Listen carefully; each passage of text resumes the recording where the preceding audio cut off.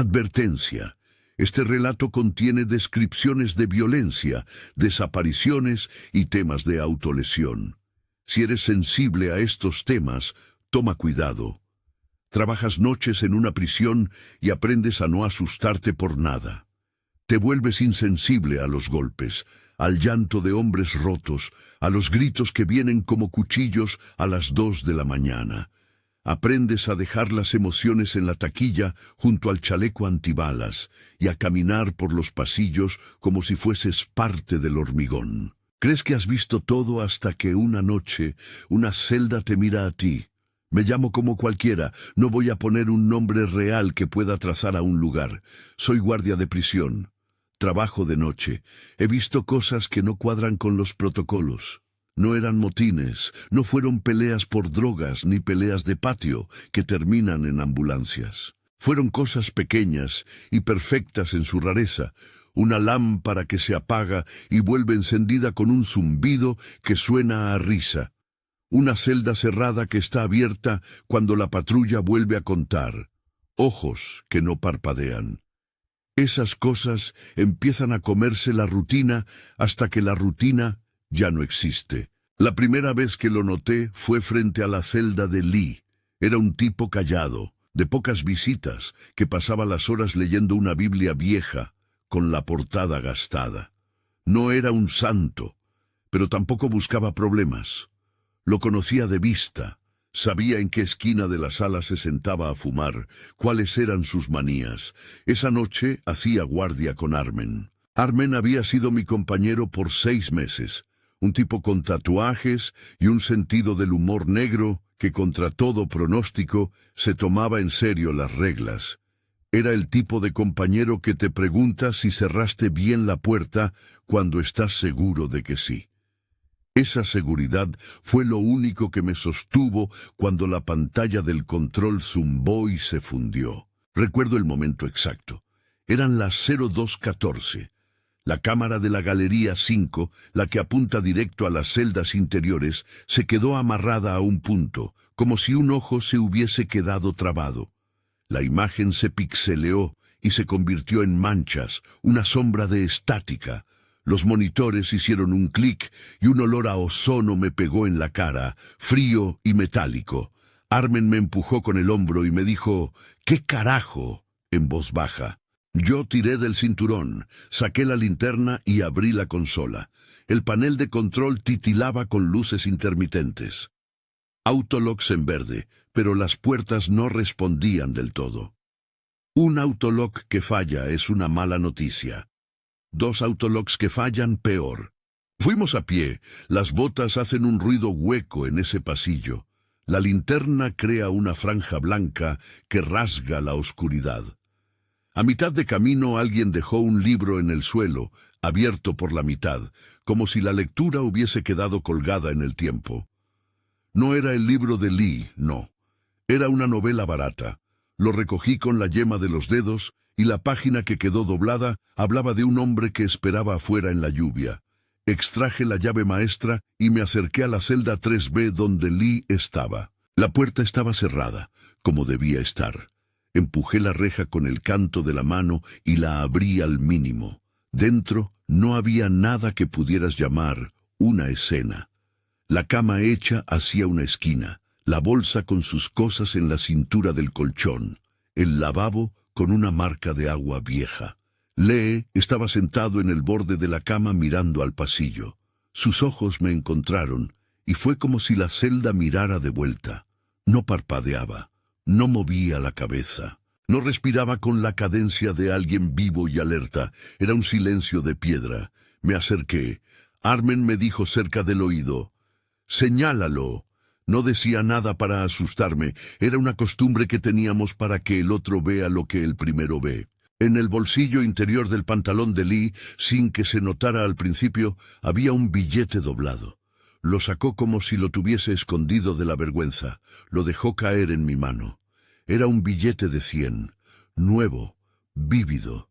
Al desplegarlo, una nota pequeña, arrugada, asomó por una grieta. 2 palabras escritas a mano, con tinta corrida, en inglés. «Please, don't». No había más. No había firma. Tenía la calidez húmeda de algo que había estado en un bolsillo pegado al cuerpo. Armen me dio un paso atrás, y yo sentí que el aire se cerraba. No había señales de pelea. No había sangre fresca. No había rastros de drogas. La radio en mi hombro estaba muerta.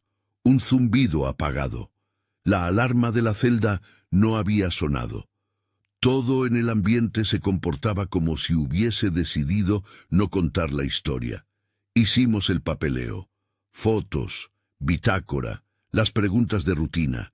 Hablé con Control por radio, pero la respuesta fue una interferencia.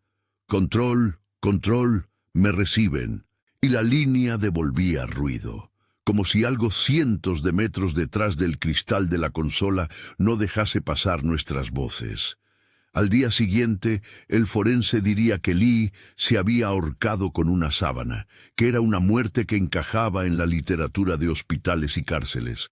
Firmó hojas, puso sellos, la tesis fría de la estadística, pero nadie te dice cómo se queda la celda cuando un cuerpo que conoces se apaga. No es el cuerpo lo que te marca, es la quietud que sigue. Es el instante en que la humanidad se retira de un cuarto, como si alguien hubiese cerrado la tapa de una caja donde había un tesoro y el tesoro fuera la respiración. Esa misma semana, la radio de Armen también dejó de funcionar por unos segundos. Un pitido, un silencio. Se le descompuso la mano y empezó a golpearse la cara con la palma hasta que la sangre le formó una costra mínima en la ceja. No era autolesión en el sentido clínico, era un rasgo de hombre que no sabe cómo sostener el miedo, sino con dolor. Me dijo, entre jadeos, que había escuchado una voz. Dijo mi nombre, murmuró. Le creí porque me miró como si quisiera comprobar que yo también lo había oído. No lo había oído. En cambio, sentí algo presionando mis sienes, muy leve, como un zumbido que se cuela cuando hay tormenta eléctrica lejos. Algunas noches después, Héctor se enfrentó a algo que no se vería en las cámaras. Héctor era un veterano de la unidad, un tipo corpulento que había trabajado con nosotros desde que recuerdo. Siempre tenía la sonrisa fácil, pero bajo la piel había cicatrices. Era de esos que nunca te dejan solo en una pelea. Esa madrugada era el que nos tocaba ronda en la galería antigua, la que nunca se había modernizado. Las luces allí estaban remendadas con cinta y los monitores eran más viejos que el carcelero jefe. Héctor nos llamó por la radio temblando. Control, tengo movimiento en celda 7A. Repito, movimiento en celda 7A. No era la voz conciliadora que solía usar. Caminamos con cuidado. Abrimos la reja y la puerta estaba entreabierta, lo que ya era raro, porque la puerta de 7A siempre hacía un chirrido cuando la dejaban así. Dentro no había nadie. La cama estaba intacta, la carpeta de disciplina encima de la mesa, una taza llena de restos de café frío. Pero en el lavabo, las marcas de agua estaban secas y la pared tenía una fricción que no parecía humana. Era como si alguien hubiese arrastrado algo pesado con fuerza desigual. Héctor apuntó con la linterna y el haz se detuvo en la esquina, donde había una mancha azulada en la pared, como una sombra de pintura vieja. «¿Qué es eso?», preguntó. Yo tuve que acercarme para ver. No era pintura. Era como una marca hecha con dedos empañados en grasa. Tenía un registro humano, manos pequeñas. Me acordé entonces de una historia que corría en voz baja entre los guardias. Presos que se tocaban las manos hasta dejarlas moradas, hasta que la sangre dejaba de circular. Historias que se cuentan para asustar a los nuevos. A la mañana siguiente, la nota de disciplina de la mañana mencionó que alguien, no identificado, había desatado varios candados en la galería vieja. No había cámaras que mostraran a alguien. El candado del cuartel de mantenimiento fue encontrado abierto. Un juego de llaves desapareció durante la noche. «Fallo operativo», escribieron. Pero yo había sentido algo en la celda de Héctor. Una cosa que parecía curiosa, como si hubiese pasado por ahí en la noche y hubiera dejado un trozo de su presencia pegado a la pared. La política interna no ayudaba.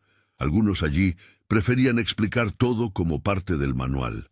«Doblamos sentencias», dijo un día el subdirector en voz baja cuando vino a hacer rondas administrativas, hablando con su teléfono pegado a la sien. «Ajustamos fechas. Cualquiera que moleste en la lista sale rápido».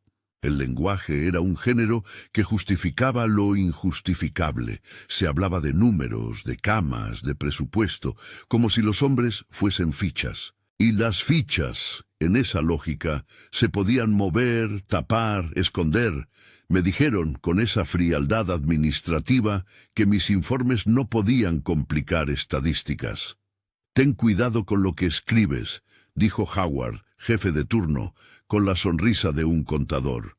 «Los números importan más que los cuentos. No voy a fingir que no hubo noches en las que tuve miedo, y aún así pensé pragmáticamente. Guardias somos eso, pragmáticos. Encendemos luces, cerramos puertas, hacemos recuentos, o pagamos el precio por no hacerlo. Esa mezcla, la disciplina y la indecibilidad, es lo que hace que las cosas raras se vuelvan plausibles. Cuando algo raro empieza a operar dentro de esa maquinaria, se alimenta de la negligencia y de la necesidad de cerrar expedientes. La primera vez que encontré un billete con una nota fue con Lee. La segunda vez apareció en un lugar igual de inesperado. La taquilla del turno de noche. Era otro billete de 100, doblado con esmero, escondido detrás de un paquete de tabaco en la taquilla de Armen. Lo encontré mientras cerraba el turno para irme. La nota decía esta vez en español: «No dejes que me alcance». Las letras eran torpes, como las de alguien que escribe con prisa y la mano temblando. No había huellas, al menos no en la superficie que miré. Pero lo más perturbador fue que, meses después, revisando cámaras y registros, no aparecía nadie acercándose a la taquilla esa noche. Las cámaras del vestuario habían mostrado un breve parpadeo de estática. Luego, la imagen volvía a la normalidad, como si nadie hubiese estado allí. Después de la nota en la taquilla, hubo más.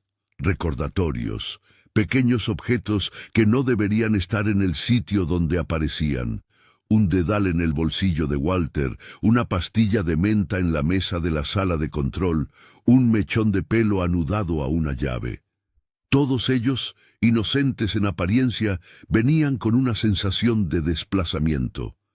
La institución misma parecía sorda a esos pequeños ladridos. Nos dijeron que era hostigamiento interno, que algunos presos tenían redes. «No se rompan la cabeza», dijo el jefe. «Son juegos psicológicos, pero los juegos evolucionan. Dejaron de ser bromas para convertirse en corrientes que arrastraban a hombres a hacer cosas que no se contaban en las hojas de servicio». Walter dejó de venir a trabajar una semana. Dijo que tenía asuntos personales. Lo vi unas horas antes de que su ausencia se volviera definitiva. Estaba en la sala de fumar, mirando la nada con la cara desencajada. Tenía marcas azules alrededor de las muñecas. «Me siguen», me dijo en voz baja. «No dejan de seguirme». Luego, al día siguiente, su casillero estaba vacío y su nombre no aparecía en nóminas. Lo reemplazaron con alguien nuevo sin miramientos. La institución tapa agujeros rápido. Eso también se quedó como examen moroso en mi cabeza. ¿Qué hace que alguien desaparezca sin aviso y cómo lo justificamos? Una noche que recuerdo como si estuviera pintada en gris fue la del corte total de energía. El generador de emergencia falló por motivos que nadie supo explicar. La luz se fue y quedó la oscuridad completa.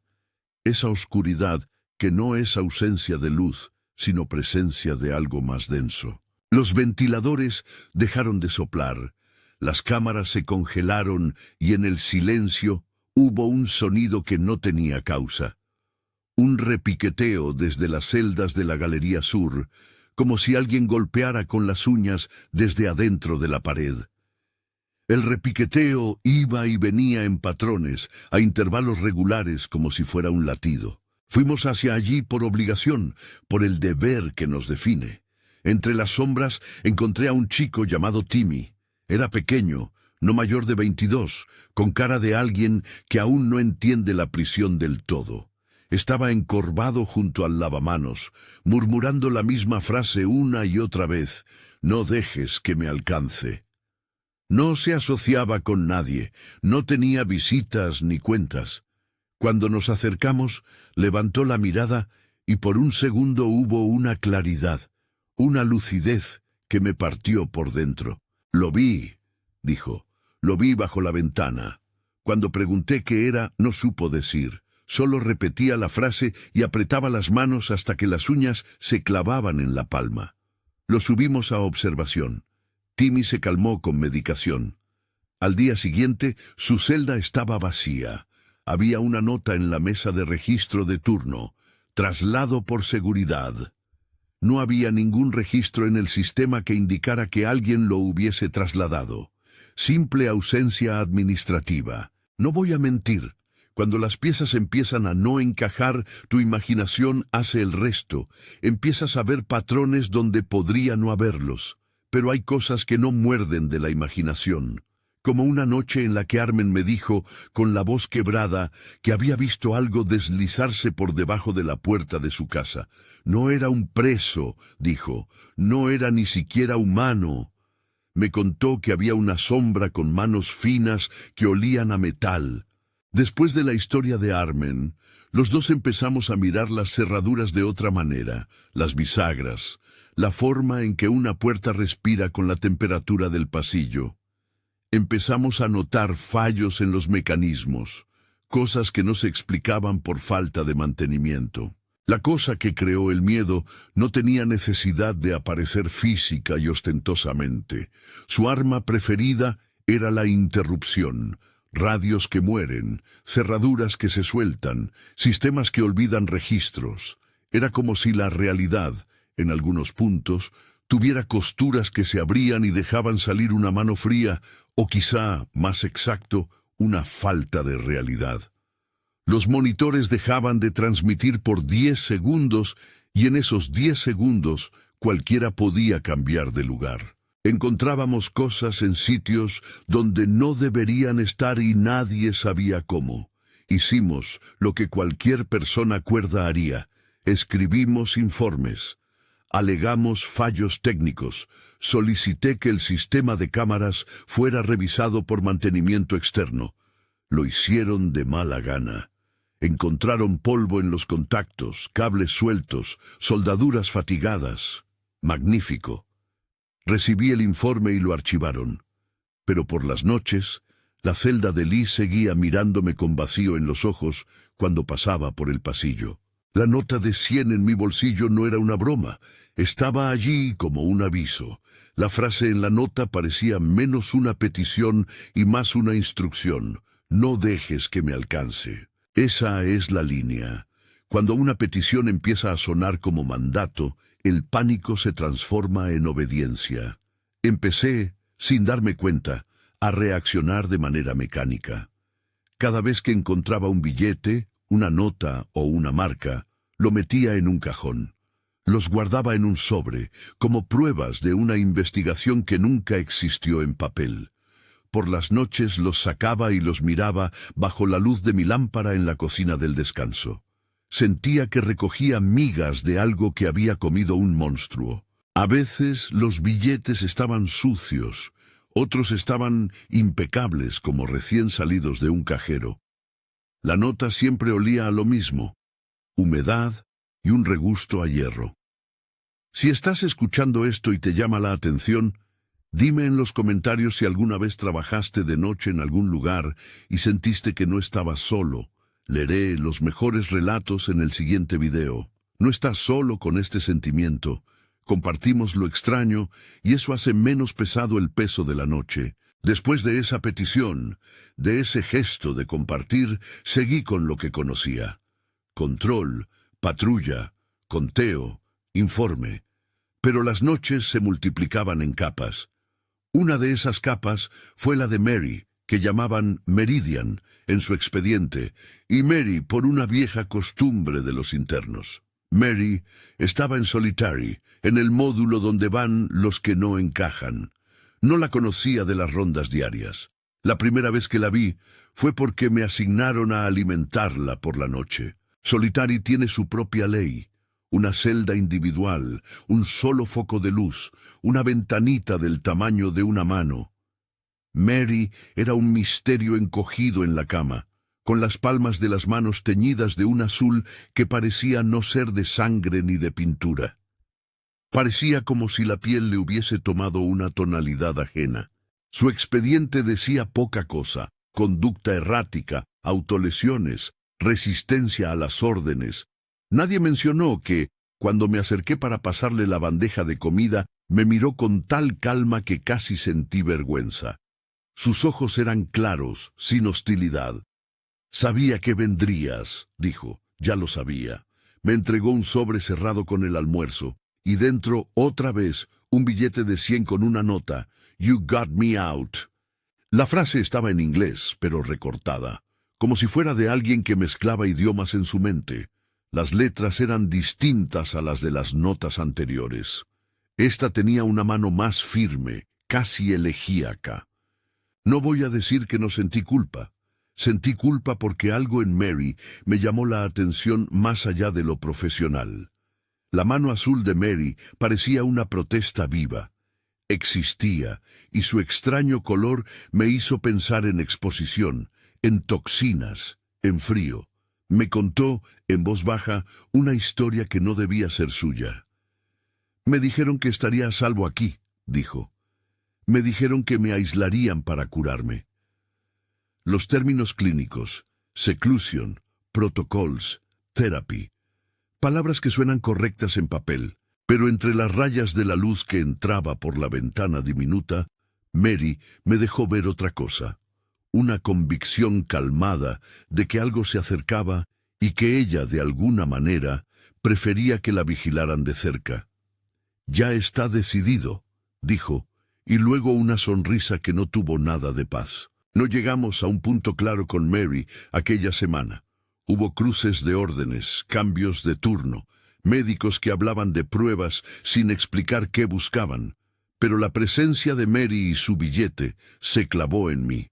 Fue otra pieza del patrón: billete, nota, palabras que parecen pedir misericordia. Las manos azules se convirtieron en un símbolo para mí, algo que presencié una y otra vez en distintos rostros de la cárcel. No era un color literal siempre, a veces era una palidez, otras veces una marca en la piel. Pero la idea era la misma, algo que marcaba a la gente y la hacía diferente físicamente, un signo de que habían pasado por algo que no era cotidiano. El aire de la prisión se volvió más denso, no por la cantidad de hombres, sino por la presión de lo que no se ve.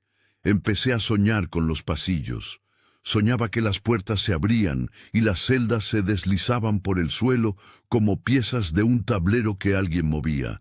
Me despertaba con el chaleco sudado y la sensación de que había olvidado algo importante.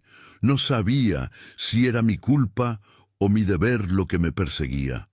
A veces me sentía un guarda sobre un cuello que respira con fuerza. Otras veces sentía que alguien me observaba por detrás de la nevera del comedor, por el hueco donde la cámara no llega.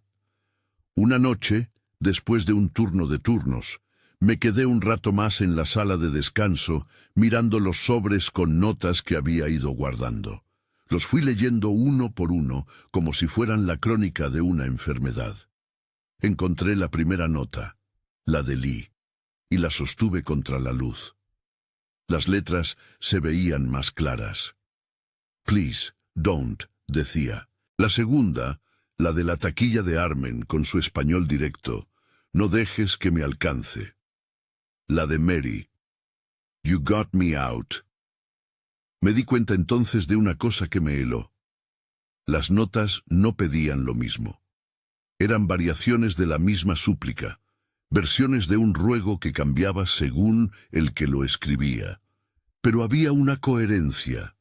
Eran todas plegarias. Pedían no ser alcanzados. Pedían, de alguna manera, que algo no los atrapara. En ese momento sonó mi teléfono.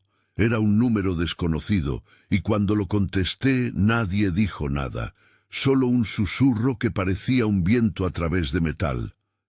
Me acordé de las noches de control, cuando las radios devuelven un silencio. A veces es difícil distinguir entre la interferencia y una voz. Dejé el teléfono en la mesa y me fui. Cerré la persiana del descanso con un gesto automático y salí a la noche húmeda del patio.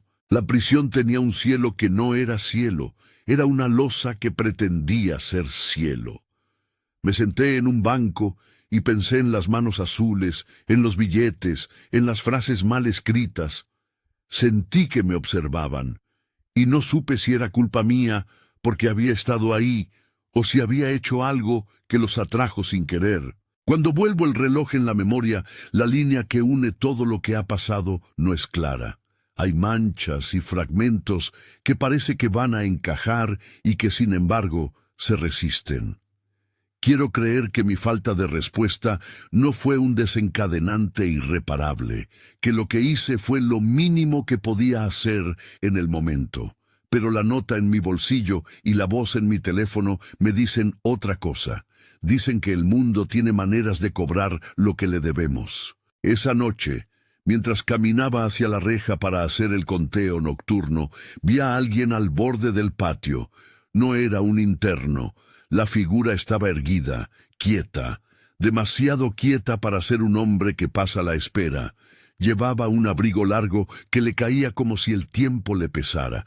La figura giró, y en la penumbra distinguí algo que no esperaba. No tenía rasgos faciales definidos. Era un bulto donde tendría la cara. No vi ojos, ni nariz, solo una curvatura, como un pedazo de tela recogido. Apreté el bastón más fuerte en la mano. Mi pulso subió, pero no era un pulso de adrenalina que te impulsa a la acción. Era un pulso que te invita a retroceder. La figura extendió una mano hacia el patio, y por un instante pensé que tal vez era un prostético, un preso disfrazado.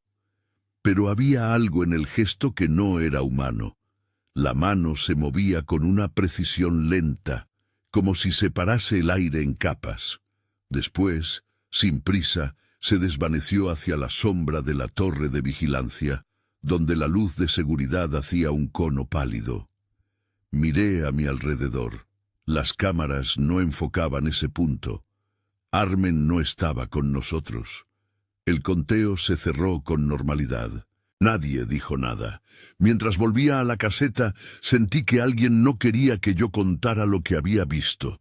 No supe entonces que a partir de esa noche lo que me perseguía iba a meterse en los papeles de la administración, en las historias de comedor, en las confidencias de los custodios. No supe que cada objeto, cada palabra, cada nombre desaparecido sería una pieza de un rompecabezas que, al armarse, me mostraría la cara de algo sin rostro. No supe que la pregunta que empezaría a caber en las anotaciones del cuaderno de servicio sería siempre la misma. ¿Qué es lo que no debemos dejar que nos alcance?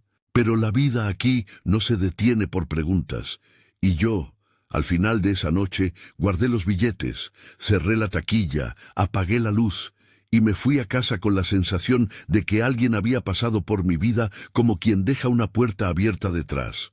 No era el fin de nada, solo el principio visible de lo que vendría. Y mientras caminaba, oí detrás de mí un sonido, pequeño, como si algo tocara un bolsillo. Abrí mi mano y no había nada. El viento no soplaba. El mundo seguía su curso. Pero en la solapa de mi chaqueta húmeda sentí una humedad que no era mía. Algo había dejado una marca, fría y circular, que empezó a moverse hacia la costura como un insecto buscando salida. Y allí, con esa sensación, supe que no sería suficiente mirar el libro de reglas para entenderlo. Tenía que aprender a ver las costuras, tenía que aprender a escuchar lo que pasa cuando las luces hacen silencio. Tenía que decidir si seguiría anotando en la libreta o si haría algo distinto. En la mañana siguiente el Wardent llamó para decir que tenía una reunión urgente. La voz del jefe sonaba serena, como siempre. «Necesitamos hablar de los turnos», dijo. Cuando colgué, encontré dentro de la chaqueta otro billete doblado, arrugado, que no estaba ahí cuando salí la noche anterior. Al desplegarlo, la nota era breve. «Por favor, no dejes que me alcance». No era una amenaza, era un ruego, una petición que se pegó a mi piel como una segunda sombra. Y en ese punto me di cuenta de que la historia no era solo de los presos, era mía también. Me alcanzaba a mí con su insistencia, con su pequeño lenguaje de horror, billetes, notas, manos azules, silencios en las radios. Me pregunté si había elegido esto o si esto me había elegido. Caminé despacio hacia la oficina del Wardent. Quería preguntar, quería acusar, quería sacar todo al aire, pero la puerta se cerró antes de que llamase. Dentro, las voces conversaban en abstracto sobre presupuestos y horarios. Todo seguía en su lugar, perfecto y terrible, como si no hubiéramos notado la costura que se abrió. La próxima vez que lo recuerde será con más piezas, con más caras, y con la pregunta de qué hacer cuando lo que te sigue es invisible y paciente. Ahora lo dejo aquí, con la puerta de la oficina cerrada y el billete en la mano, con la nota que no espera respuesta, solo compañía. La noche me espera, las cámaras titilan. La celda de Lee sigue teniendo la costumbre de mirarme. Armen no contesta su teléfono, y alguien, en algún lugar del turno, está escribiendo otra nota. Salí de la oficina del Wardent con la nota en el bolsillo y la sensación de que había algo vivo en la costura de mi ropa. No dije nada en voz alta. No lo hago casi nunca. Me volví hacia la galería como si fuera posible despegar la noche con las manos. Armen no contestaba. La caseta de control estaba medio vacía. 2 cámaras parpadeando, una taza de café que se enfriaba en la mesa y aquel silencio que ahora sabía cómo sonar, como una espera contenida. Esa misma tarde me mandaron a Solitary otra vez. No recuerdo exactamente qué excusa pusieron en la hoja de servicio, algo de seguridad, revisión de protocolos, pero tenía la certeza de que era una orden para verme la cara con Mary una vez más. Cuando entré en la pequeña sala donde la revisaban antes de su cena, estaba sentada en la camilla con las manos azules dobladas sobre el regazo. La piel parecía más opaca que la última vez. Me miró con esa misma calma que me avergonzaba. «No deberías estar aquí», dijo sin prisa. «No es una visita», contesté. «Es procedimiento». Ella sonrió, una curvatura que no alcanzaba los ojos. Me pasó un sobre sin decir nada más. Dentro, el billete de 100 y la frase recortada que ya conocía demasiado. «You got me out». La escritura era firme, como si la noche le hubiese dejado tiempo para ordenar las palabras. Si estás esperando una escena épica donde me convierto en justiciero y derroto al monstruo, no la hubo. Tengo más instinto por la burocracia que por la valentía heroica. Pensé en llamar a control, en poner sobre la mesa el sobre y que alguien con un sello de departamento lo procesara. En cambio, guardé el sobre en el bolsillo de la chaqueta y seguí la rutina. Comprobación de cerraduras, pase de comidas, control de movimiento. Después de la ronda, me quedé más tiempo en la antesala. Miré la puerta de la celda de Mary con una sensación de futilidad. Las paredes de Solitary absorben los sonidos hasta hacerlos insignificantes. Allí dentro no hay ecos, solo la respiración contenida de quien se sabe observado. Sin pensar mucho, era tarde, estaba cansado, y la palabra «no dejes que me alcance» se me había convertido en martillo. Tomé una decisión que desde entonces me persigue. Compré gasolina en un vaso viejo del taller. No fue algo planeado con heroísmo. Fueron un par de movimientos mecánicos, una vela apagada que pedía calor. No puedo justificarlo. Me dije que si aquello era algo que se alimentaba de gente, si las notas eran súplicas de alguien atrapado, quizás lo mejor era liberar la cosa para que dejara de arañar por dentro. Lo dije así, en esa lógica torcida de guardia que mezcla deber y superstición. Liberar para contener. Encendí la vela con el encendedor que llevaba. Dejé caer una gota de combustible cerca de la almohada, y miré cómo la llama reavivaba un calor que no era humano. No puedo describir la combustión sin que suene grotesco. Lo que pasó fue que la luz se comió la celda por un segundo y luego se volvió una cosa que no reconocí. Mary dejó de estar ahí en el instante más literal. Las llamitas lambieron algo y se llevaron con ellas lo que había sido Mary. Cuando la puerta chirrió y entró la brigada, solo quedaron cenizas y un calor que tardó días en irse de las paredes. Nadie dijo incendio provocado en el informe. Lo llenaron con palabras técnicas. Accidente durante manipulación de objetos personales. Pero yo supe, en la manera que sabe quien ha cruzado una línea, que había hecho algo irreversible. El sobre que Mary me había dado apareció en mi taquilla 3 días después, colocado encima de mi toalla. Dentro, la nota: "You got me out". No pude dejar de pensar que era un agradecimiento o quizás una sentencia. La culpa se fue anidando en mi garganta como una piedra. Esa piedra me empujó a intentar entender de dónde venían esas notas. ¿Por qué los billetes aparecían tan pulcros en lugares tan sucios? Si alguien, persona o lo que fuera, estaba buscando liberación, ¿quién era yo para jugar a ser Dios con un encendedor? No fue la única acción que me hizo cuestionarme. Al poco tiempo, empezaron a salir historias sobre Gray Path, o por su nombre oficial, Gray Path Rehabilitation Institute. Dicen que era una instalación experimental para tratar adicciones severas y trastornos resistentes. Dicen muchas cosas en papel. A mí me mandaron a escoltar a un traslado nada más, pero a veces los traslados acaban siendo ventanas a otras cosas. Gray Path no quedaba lejos. Era una especie de campus cerrado, con muros bajos y un cartel de letras gastadas que parecía más una promesa que una advertencia. El lugar tenía un olor a cloro y a tierra húmeda. Me sentí extraño desde que bajamos del camión. Había una manera en que el aire del lugar parecía más espeso, como si las palabras dentro de él se quedaran pegadas a la garganta. Nos recibió una mujer que dijo llamarse Jenna, con una sonrisa institucional y un reconocimiento de quien lleva el control. «Bienvenidos», dijo, «por favor, vigilen a los remitidos». Los internos que vimos a simple vista no eran monstruos literarios, eran hombres con ojos que se habían quedado sin ánimo y mujeres que miraban al vacío.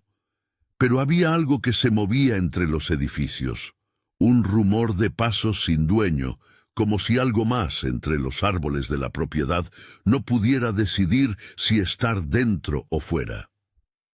Las puertas del ala norte estaban marcadas con la advertencia «Zona restringida». Me pidieron que vigilara un pasillo mientras una terapeuta llamada Hailey hablaba con uno de los pacientes. Hailey no parecía una terapeuta de la tele. Era seca, con manos ásperas de quien pasa horas escribiendo informes a altas horas. Había pasado por aquello. Yo lo vi en su mirada cuando dijo casi sin querer que no todo lo que hacían allí era terapia. Hailey me contó en voz baja lo que pasaba en Gray Path. Empezó como una anécdota de sobremesa. «Entrada 7 no es una entrada normal», murmuró. «El mes pasado, uno de los chicos desapareció y lo que dejó fue algo que olía como las hojas podridas de un bosque. Simon estaba a su lado, un tipo que había sobrevivido a algo y con quien aún no podía estar calmado. Sus manos temblaban cuando hablaba de los pasillos que no llevan a ningún sitio y de las puertas que se abren a lo que ellos llamaban el claro, una sala que al cruzarse te devolvía a otra parte del campus o, si tenías mala suerte, no te devolvía a nada. La primera vez que vi una de esas puertas, no supe qué creer. Era una puerta de madera, vieja, con un pomo de bronce. Tenía rayones, y al empujarla sentí un cambio mínimo en la presión del aire, como si se hubiese abierto una pequeña ventana hacia otro aliento. Detrás, por un momento, vi árboles que no podían pertenecer a ese patio. Árboles altos, con cortezas negras y hojas que caían en patrones que parecían escribir algo sobre la tierra. Era como si alguien hubiera pegado un fragmento de bosque en medio de una clínica. Luego había criaturas. No las llamo monstruos, porque la palabra implica una forma clara. Eran más bien transformaciones. Un lobo que vivía en los márgenes del campus, según contaron, había envejecido hacia atrás. Su vientre parecía sostener una boca que respiraba. Otros describieron extensiones de miembros que no encajaban en anatomía reconocible. Pero lo más terrorífico era el Warden, el equivalente de aquí al responsable, que según la leyenda que los pacientes murmuraban no era humano. Su piel brillaba de una manera reptiliana en las luces fluorescentes. No vi al Warden reptil con mis propios ojos en Grey Path, pero vi los efectos de su política. Un control administrativo tan frío que parecía moldear las cosas para que encajaran en protocolos. La deshumanización no necesita escamas para ser monstruosa. Una noche, después de una sesión, Hayley me agarró del brazo y me susurró: «Si alguna vez te dicen que hay un traslado nocturno, no vayas solo». Había una historia que la traumatizaba. Sesiones donde los pacientes despertaban con más cicatrices que recuerdos. Simon me contó cómo vio a un compañero salir de una habitación distinta a la que entró y cómo salió con una sonrisa que no alcanzaba los ojos. Me traje esas imágenes conmigo después de salir de Grey Path. Me perseguían como las notas en mi bolsillo. De vuelta en la prisión, las piezas parecían encajar en patrones oscuros. Mi abuelo me contó una vez, en voz baja y con más alcohol que claridad, sobre algo llamado Seclusion Project. Él había trabajado en instalaciones menores, no en las que se anunciaban en folletos, sino en barracones subterráneos donde se experimentaba con el aislamiento como remedio y como castigo. Hablaba de 5 prisioneros a los que les asignaron números en vez de nombres. De aquel grupo, el prisionero número 5 había reído hasta perder la noción de su cuerpo. Y luego, un día, simplemente no estaba. Su celda estaba intacta, pero su risa persistía en las paredes.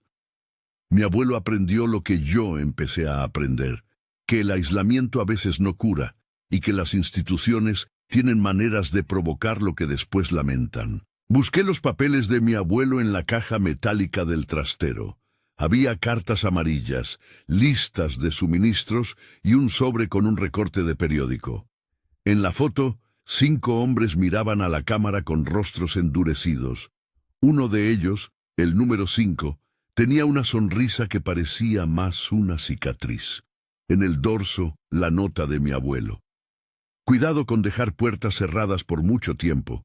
No supe entonces qué significaba esa advertencia, solo que la herencia de lo que hacemos en esos lugares puede volver con formas que no esperamos. Silverwood llegó después, como una estación más en un trayecto que no elegí. Me asignaron allí cuando la dirección decidió reorganizar personal. Silverwood tenía reportes de Salinsky, un doctor que sonaba en los expedientes como cualquiera con un título brillante: Dr. Salinsky, jefe de investigación conductual. Las cartas oficiales hablaban de programas de rehabilitación y de colaboración con universidades. En la práctica, Salinsky tenía una calma que asustaba. No sonreía, y sus ojos se enfocaban como la lente de una cámara, sin empatía, con interés clínico. La noche en que todo se rompió fue un jueves gris. El generador falló, otra vez un motivo técnico, y la bruma apareció en los corredores como si fuese una decisión. No era niebla de la que uno pudiera decir: «afuera hace frío». Era una bruma que tenía densidad, que se pegaba a los uniformes y dejaba un olor metálico en la ropa.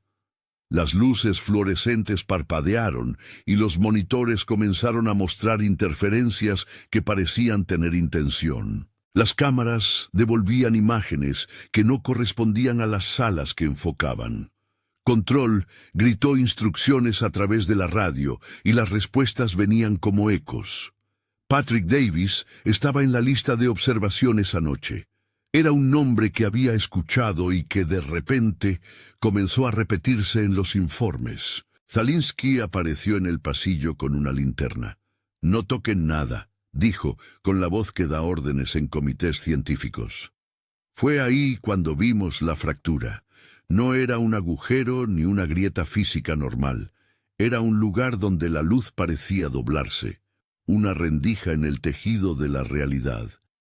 Al acercarnos, vimos que el aire dentro de la fractura vibraba con un zumbido que hacía cosquillas en los dientes. Patrick Davis, en modo que solo el miedo explica, fue hacia la fractura. «Es sucio allí», musitó, «pero está llamando». Zalinsky lo siguió con el instrumento de registro en la mano. Nadie sabe por qué lo hicieron.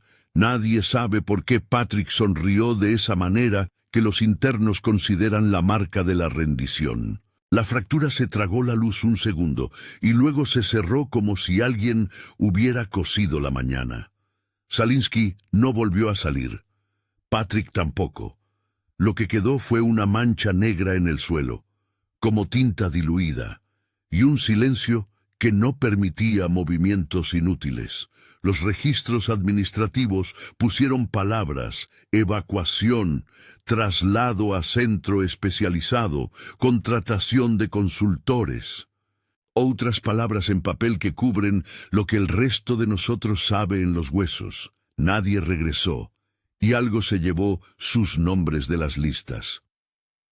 Después de Silverwood, entendí que no había fronteras claras entre las instituciones. Lo que pasa en un lugar familiar se reproduce en otro cuando se repiten los mismos errores. Contención que se convierte en encerramiento, curiosidad que se convierte en experimento, silencio que se vuelve cómplice. Empecé a notar figuras sin rostro en los pasillos, custodios que no tenían rasgos, como si su rostro hubiera sido envuelto en tela. Los hombres los llamaban faceless COs en sus murmullos. Los vi desplazándose por la galería con uniformes que no parecían del todo limpios, como si fuesen sombras vestidas. No reaccionaban a preguntas, ni a golpes de linterna, ni a llamadas por radio. Aparecían en memorias de turno como si siempre hubieran estado allí y a veces dejaban en los escritorios cartas con papel viejo y billetes doblados. Fue en una de esas noches, después de revisar un informe mal sellado, que encontré un billete en el parabrisas del coche en el estacionamiento. Lo saqué con guantes porque ya no confiaba en las cosas que tocaba. Era un billete doblado con una nota: «Por favor, no dejes que me alcance». Estaba húmedo y tenía el aroma familiar de hierro. De pronto, todo el conjunto me pareció menos coincidencia y más sistema. Billete, nota, manos azules, fractura, silencio administrativo. Una cadena de señas. Las cartas en mi buzón se multiplicaron. Un sobre anónimo con dinero, una foto vieja arrancada de un cuaderno y, siempre, esa frase en una variante nostálgica. Empecé a recibir también llamadas a domicilio. No eran voces, eran susurros atragantados que parecían roer los números. Una vez, al colgar, encontré otra nota en la mesa: «No corras, ven». No fui a la policía. No fui a control con pruebas y demandas. Soy guardia, sí, pero también era consciente de que las instituciones tienden a cerrar filas. Me conoces por ahora. Trabajo de noche, me mueven órdenes y someto mis respuestas a la cadena. Además, ¿cómo explicar que alguien te deja $100 en la guantera y luego te manda a mirar donde no quieres mirar? Eso te deja con la obligación moral y el peso administrativo. Todo escaló la noche en que los faceless CEOs se quedaron en el comedor, sin moverse, como si fueran estatuas. No respondían a la luz. Caminé alrededor de una de esas figuras y le toqué la mano. Era fría como mármol. No había piel, había una superficie lisa.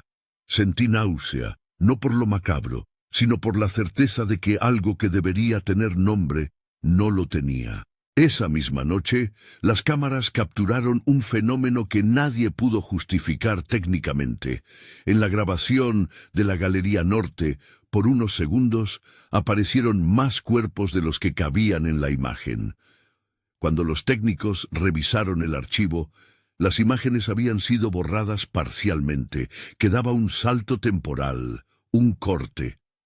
Grabación corrupta, dijeron. Fallo en el sistema de almacenamiento. Me cerré en mi rutina hasta que recibí una carta sin remitente plegada con cuidado.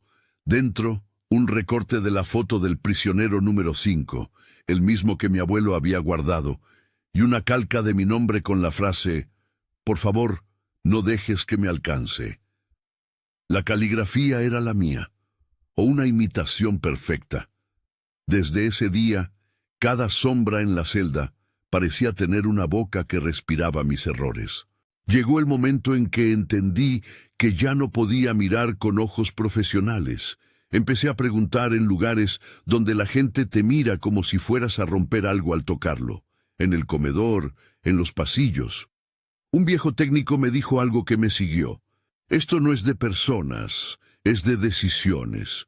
Significaba que las decisiones que tomamos, encierros infinitos, experimentos sin ética, censurar incidentes, construyen un tejido que puede volver y estrangularnos con la misma mano que apretó los sellos. No era consuelo, era advertencia.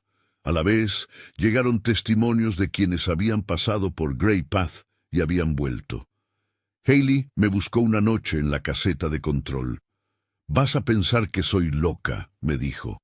No dijo más, pero me dejó una carpeta con recortes y audios. Escuché a Simon en una cinta, voz quebrada, hablando de cantos en idiomas que no conocía, de puertas que te devuelven otra vida si te descuidas. En otra grabación, un hombre decía mi nombre, y luego se cortaba la voz con una risa que no era humana. Las grabaciones tenían ruido de fondo, un zumbido que me removía los dientes. En la carpeta, un mapa hecho a mano señalaba parques, comedores y una cosa que llamó mi atención, un punto marcado con tinta roja, titulado «Fractura». Para mis superiores, todo era problema de recursos y relaciones públicas. Para mí, era otra tanda de piezas que encajaban en un patrón. Las instituciones cerraban, las personas desaparecían, las notas quedaban y la sombra parecía alimentarse de burocracia.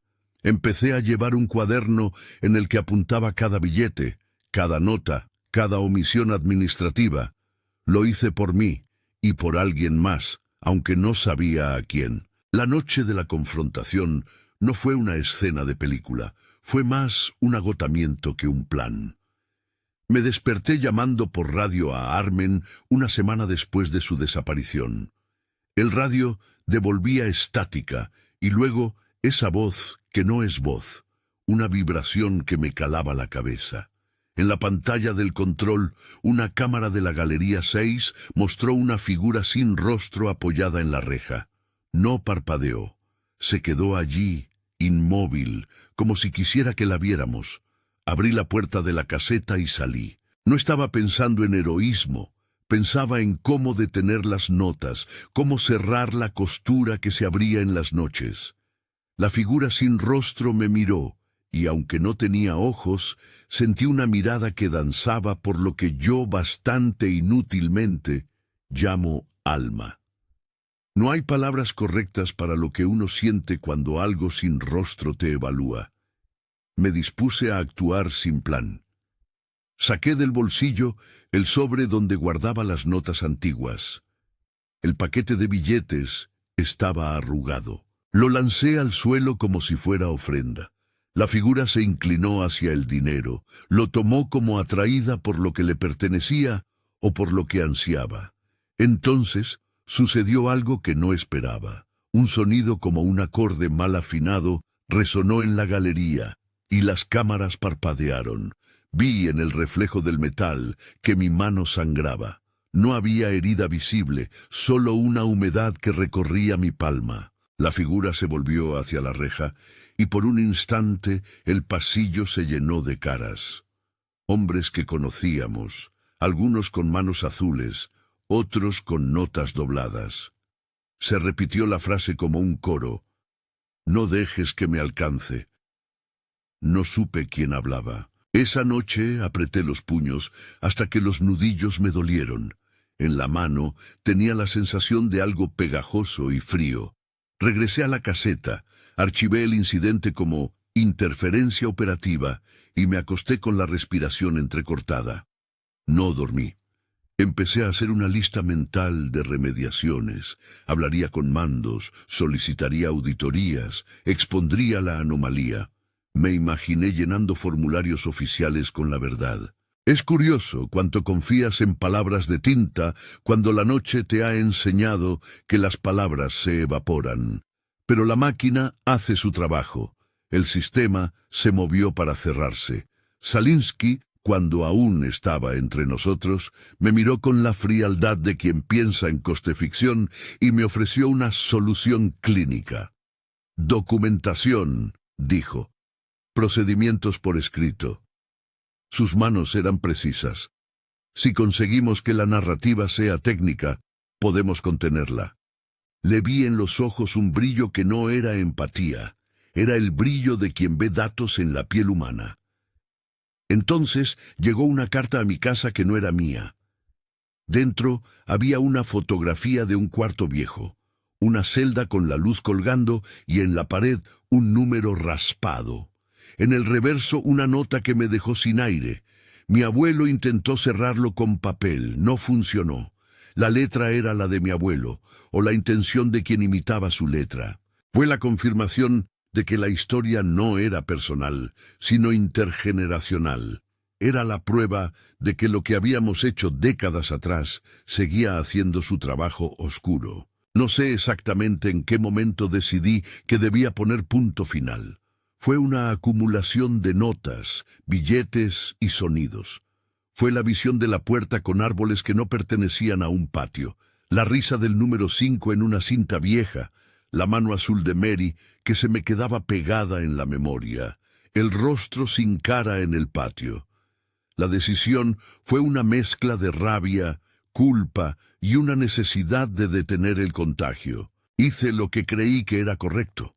Reuní a unos cuantos guardias de confianza, a Haley de Grey Path y a un técnico que aceptó revisar la fractura. La noche que volvimos a Silverwood estaba llena de lluvia. Caminamos en silencio, cada uno con su tipo de miedo. Nadie habló de nombres, nadie se atrevió. Llegamos hasta la sala donde habíamos visto la primera manifestación de la fractura. La luz vacilaba en torno a ella. La bruma se pegaba al suelo como si el lugar expulsara humedad desde sus propios poros. La fractura emitía un zumbido que parecía directo al oído interno. Haley colocó un micrófono y comenzó a grabar. Simon llevaba una caja con piedras que, según él, provenían de un corredor donde la luz no volvía a ser igual.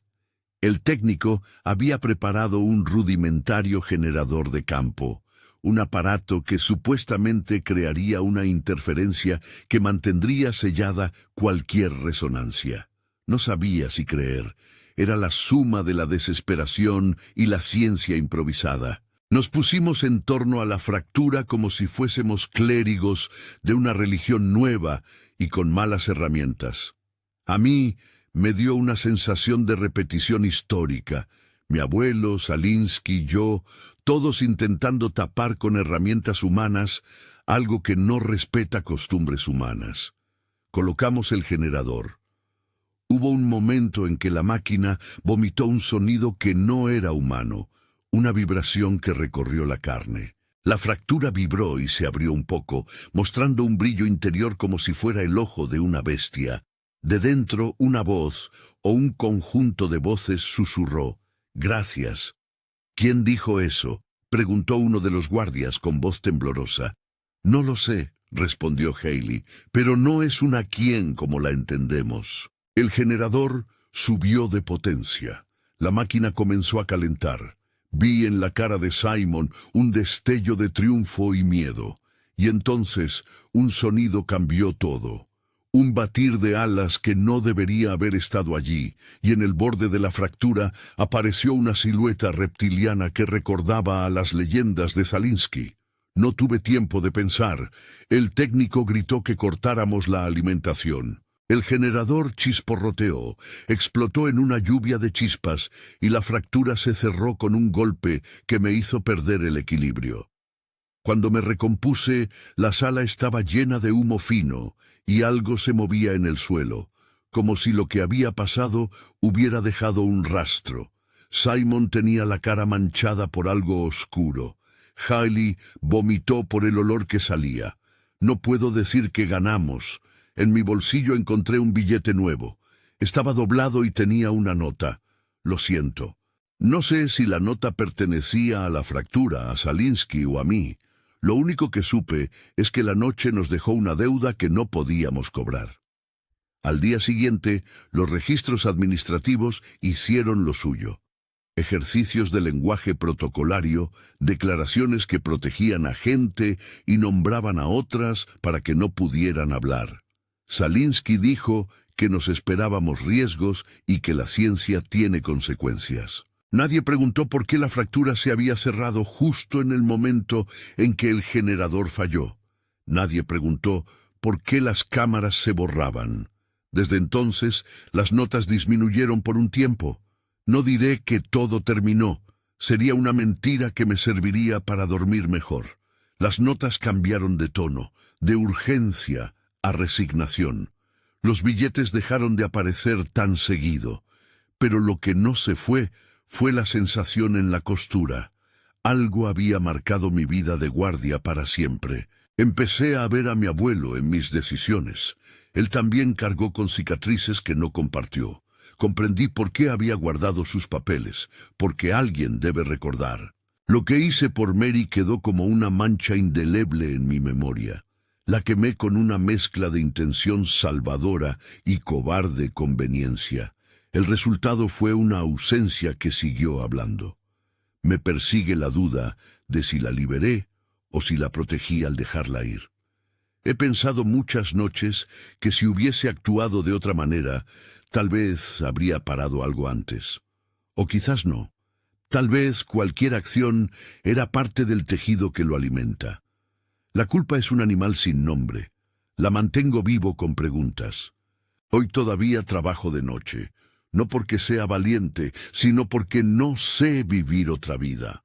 Me despierto a la misma hora, me ato los cordones y me acerco a las cerraduras. Miro las cámaras, las reviso, y aún así hay lugares donde la imagen no llega.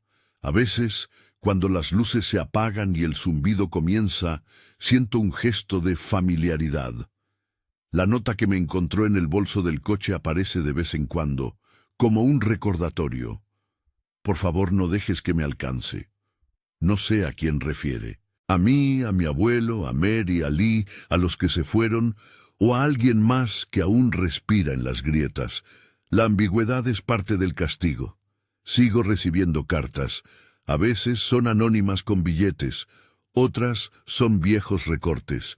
Me pregunto si, en algún momento, alguien fuera del sistema verá estas piezas y entenderá que no se trata de simple mala administración. Tal vez no hay manera de explicar que la negligencia y el olvido crean algo más grande, algo que recorre las instituciones como una plaga, sin pedir permiso. Tal vez no hay forma de que los que toman decisiones comprendan que sus papeles tienen consecuencias que no terminan en archivadores. Aún así, cada mañana calculo mis pasos como si estuviera tratando de reparar un fallo en una máquina. Tengo la costumbre extraña de dejar en mi mesa un billete viejo, doblado, con la nota que más me persigue. No dejes que me alcance. No lo hago para recordar que alguien me pidió ayuda, lo hago para recordarme a mí mismo que a veces la ayuda llega tarde y que las decisiones pequeñas se vuelven grandes. A veces tomo el billete y lo saco al frío. Lo observo con una tristeza que desconozco y lo devuelvo al cajón sin dañarlo. No sé si todo esto es una redención posible. No sé si hay algo que yo pueda hacer que no empeore el cuadro. Sé que hay caras en los pasillos que observan con manos azules y que en el fondo de las celdas todavía se oyen risas que no pertenecen a la alegría humana. Sé también que hay sobrevivientes que me miran con una mezcla de reproche y comprensión. ¿Por qué lo dejaste?, me dicen. Me lo pregunto todas las noches. Si has llegado hasta aquí y sientes la misma inquietud, no estás solo. Si trabajas de noche en algún lugar y alguna vez sentiste que las paredes podían cerrar la puerta detrás de ti con intención, escribe, cuenta tu historia. Las piezas importan. Yo voy a seguir leyendo, y si quieres escuchar más relatos así, historias que se cruzan entre lo institucional y lo imposible, suscríbete y activa las notificaciones. Tengo más relatos que aún no he contado. No pretendo cerrar esto con certezas. No puedo. Algunas puertas que abrimos no se cierran solo con fuerza. Algunas heridas se convierten en grietas que esperamos no mirar. Lo único que puedo hacer es contar lo que viví, para que exista un registro, por pequeño que sea. Soy guardia de prisión, trabajo de noche, he visto cosas horribles, he dejado huellas, y también me han dejado marcas. Tal vez merezca el perdón, tal vez merezca el juicio. No lo sé, solo sé que estas noches me siguen enseñando a leer las costuras y a no creer que los papeles lo arreglan todo. Relato esto como testimonio y advertencia. Es mi verdad, tejida con memoria y con lo que otros me confiaron. No busca implicar a instituciones reales concretas ni a personas identificables. Es una historia inspirada en leyendas urbanas, archivos olvidados y testimonios que, como yo, intentan entender lo que la noche deja detrás. Si sientes que esta historia resuena contigo, compártela con alguien que entienda el peso de las vigilias. Y si quieres que lea relatos similares, suscríbete. Gracias por escuchar.